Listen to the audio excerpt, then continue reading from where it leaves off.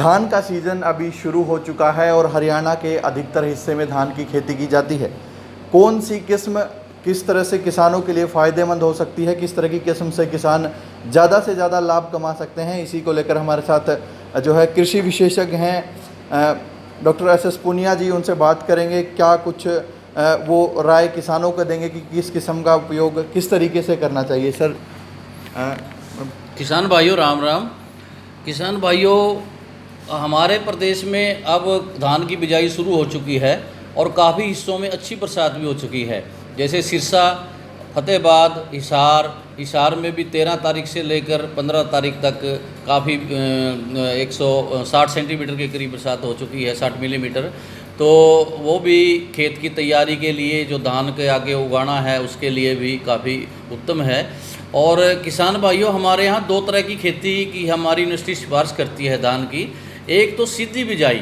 सीधी बिजाई से आपका मतलब है कि धान की सीधी ही बिजाई करें गेहूं की तरह ड्रिल से। तो उसका फ़ायदा ये है कि हमारे प्रदेश में हर साल जो ज़मीन का स्तर है, पानी का स्तर है ज़मीनी पानी का, वो घटता जा रहा है। और किसान भाइयों, तो ये जो DSR धान की सीधी बिजाई, डायरेक्ट सीडी ड्राइज करने से इसके बड़े फ़ायदे हैं। एक तो लेबर की बड़ी समस्या है और हर साल लेबर आनी कम हो गई है। जो हमारे यहाँ माइग्रेंट लेबर आती थी बिहार से,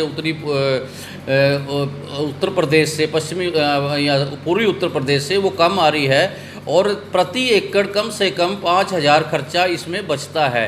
वो जो कद्दू करके आप ट्रांसप्लांटिंग करते हो तो उसमें 4-5 हज़ार रुपये तो लेबर लगती है और 3-4 हज़ार उसमें कद्दू का खर्चा भी पड़ जाता है। तो सीधी बिजाई करने से आप लोगों को उसमें बड़ा फ़ायदा होगा और पानी उड़ने से बच जाएगा। ज़मीन की जो वो है उपजाऊ क्षमता भी बनी रहेगी और जो पानी जाएगा वो सीधा आपकी ज़मीन में ही जाएगा। इसलिए पानी भी कम लगता है 15-20% कद्दू की बजाय, और उसमें पैदावार या तो उसके बराबर आती है या उसके आसपास थोड़ी सी 1-2 मन ज़्यादा आती है या कम भी आ जाती है। तो अब किसान भाई हमारे यहाँ अगर कोई धान की सीधी बिजाई करना चाहता है तो कम समय में पकने वाली किस्में, जैसे कि बासमती की किस्मों की हम सिफारिश करते हैं। पूसा 1121, पूसा 1509, पूसा 1617 और पंजाब एग्रीकल्चर यूनिवर्सिटी लुधियाना की PR 7 किस्म जो अभी सिफारिश की गई है, और पूसा 1401 की बिजाई करें तो उसके बाद धान की फसल के बाद, कटाई के बाद गेहूं की फसल आसानी से बोई जाएगी। तो दूसरी किस्में जो किसान भाई मोटे दाने वाली किस्म बोना चाहते हैं, कम समय की किस्में बोएं जो कि 115 से 120 दिन में पकेंगी। कुछ प्राइवेट के हाइब्रिड्स भी आ रहे हैं, 127, 127, 134, अराइज 64-33, काफ़ी अच्छे स्विफ्ट गोल्ड। उसके बाद आप आलू की किस्म, आलू की काश्त भी कर सकते हैं। और आलू की काश्त के बाद इसकी सूरजमुखी या मक्का या उड़द की काश्त भी की जा सकती है। इसलिए किसान भाइयों, अब अगर धान की सीधी बिजाई करनी है तो कम समय वाली किस्में ही बोएं। और जो अगर अब आप कद्दू करके ट्रांसप्लांटिंग कर रहे हो तो कद्दू करके ट्रांसप्लांटिंग में अभी आपने बासमती की बिजाई नहीं करनी। बासमती की बिजाई, जो बासमती की पौध लगानी है वो 1 जुलाई के बाद लगाएं।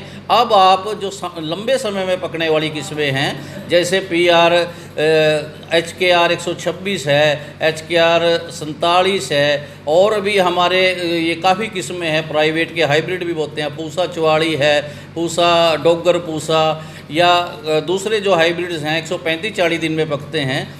जो बायर का अराइज है काफ़ी अच्छी पैदावार दे देते हैं। अभी आप 1 तारीख तक उनकी ट्रांसप्लांटिंग करें और 1 के बाद बासमती की जो मैंने किस्में बताई हैं 1401, 1121, 1509 और जो है उसकी बिजाई करें।